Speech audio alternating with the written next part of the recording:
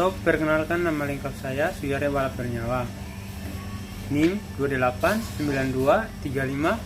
2892350036 dari Prodi Manajemen, mata kuliah Perekonomian Indonesia. Tugas UTS. Di sini saya akan membahas yang mengenai terkait perekonomian Indonesia. Perekonomian Indonesia masih memiliki beberapa masalah, salah satunya yaitu implementasi pembangunan ekonomi yang terkesan seadanya karena tidak atau barangkali belum muncul strategi yang bisa membuat perekonomian Indonesia kembali bergairah. Hal ini dibuktikan dengan masih adanya pengangguran dan kemiskinan yang sampai sekarang masih menjadi perdebatan. Nah, ini seringkali kita dengar ya, kemiskinan dan pengangguran yang membuat negara Indonesia itu masih disebut dengan negara berkembang karena kemiskinan itu semakin tahun itu semakin meningkat dan angka pengangguran juga itu semakin meningkat. Yang kedua itu ada komponen pendapat nasional. Secara umum, komponen pendapat nasional terdiri dari beberapa faktor itu. Yang pertama itu produk domestik bruto, produk nasional bruto, produk nasional neto, pendapatan nasional neto, pendapatan perseorangan, pendapatan siap dibelanjakan, yang terakhir itu pendapatan per kapita. Nah, untuk pendapatan perseorangan itu contohnya kita mendapatkan hanya seseorang memiliki seseorang saja, tidak semua orang. Di sini dapat kita lihat cara perhitungan pendapat nasional, ada itu pendekatan produksi, pendekatan produksi dan pendekatan produksi. Nah, di sini dapat kita lihat pertumbuhan ekonomi. Pengertian pertumbuhan ekonomi. Pertumbuhan ekonomi merupakan proses pertumbuhan kondisi perekonomian suatu negara secara keseimbangan menuju keadaan yang lebih baik dari waktu sebelumnya. Pertumbuhan ekonomi dapat diartikan juga sebagai proses kenaikan fasilitas produksi suatu perekonomian yang diwujudkan dalam bentuk kenaikan pendapat nasional. Nah, di sini dapat kita mengerti dan pahami pertumbuhan ekonomi merupakan suatu perubahan kondisi perekonomian suatu negara secara. Nah, pertumbuhan ekonomi itu contohnya dari tahun kemarin kita kekurangan minyak atau minyak tanah. Nah, di tahun sekarang kita sedikit meningkatkan bahwa pendapatan di tahun sekarang itu lebih meningkat dari tahun-tahun sebelumnya. Begitu juga dengan keadaan yang lebih baik dari waktu sebelumnya. Nah, dari waktu sebelumnya kita contohnya dari tahun-tahun itu kita pendapatnya kurang gitu.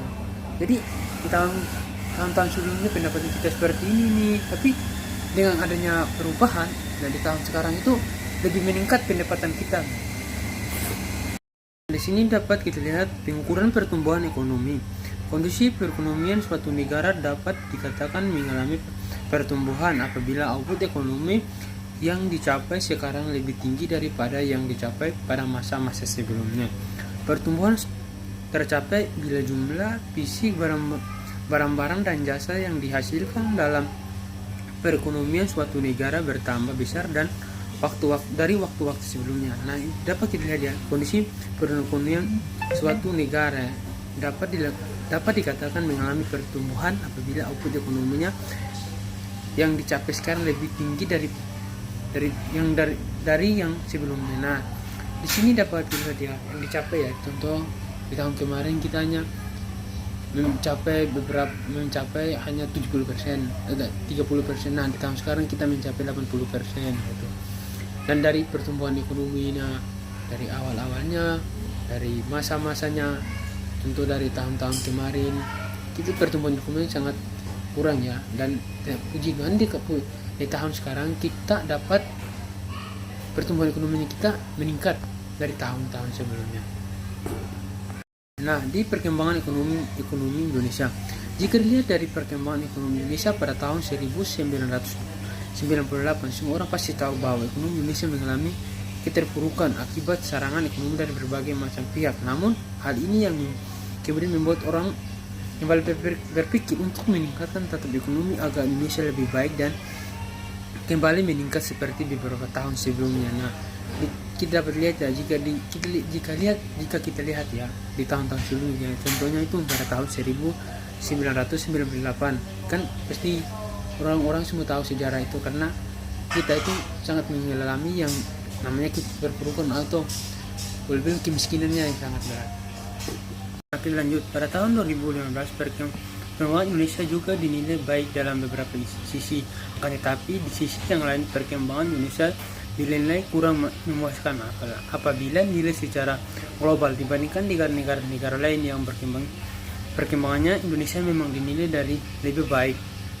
Rata-rata pertumbuhan ekonominya tergolong stabil dan taraf ekonominya naik, walaupun sedikit demi sedikit dibandingkan dengan beberapa negara lain yang mengalami krisis keuangan yang cukup parah. Sedangkan dilihat dari beberapa sisi lain seperti dari sisi mata uang, devisa dan juga nilai investasi memang belum cukup memuaskan. Nah, dapat kita lihat di tahun 2015 ya, Indonesia dinilai baik dalam beberapa isi, akan tetapi di sisi lain perkembangannya Indonesia dinilai kurang memuaskan. Nah, pada tahun 2015 itu Indonesia itu sangat tidak naik ya, dan tidak memuaskan karena kurangnya pertumbuhan ekonomi dalam suatu negara dibandingkan dengan negara-negara lainnya. Di awal tahun 2016, Indonesia masih mempunyai banyak sekali tugas yang masih belum tersediakan, seperti memperbaiki nilai suku bangsa dan juga memperbaiki nilai tukar rupiah. Yang menjadi angin segar tahun ini adalah pemerintah kali ini tengah berupaya memperbaiki berbagai macam inspektur guna memperlancar program terbarunya, yaitu memperbaiki dan meningkatkan 10 macam destinasi wisata yang ada di Indonesia menjadi bertaraf internasional. Nah, dari tahun 2016 itu Indonesia masih mempunyai banyak sekali tugas ya.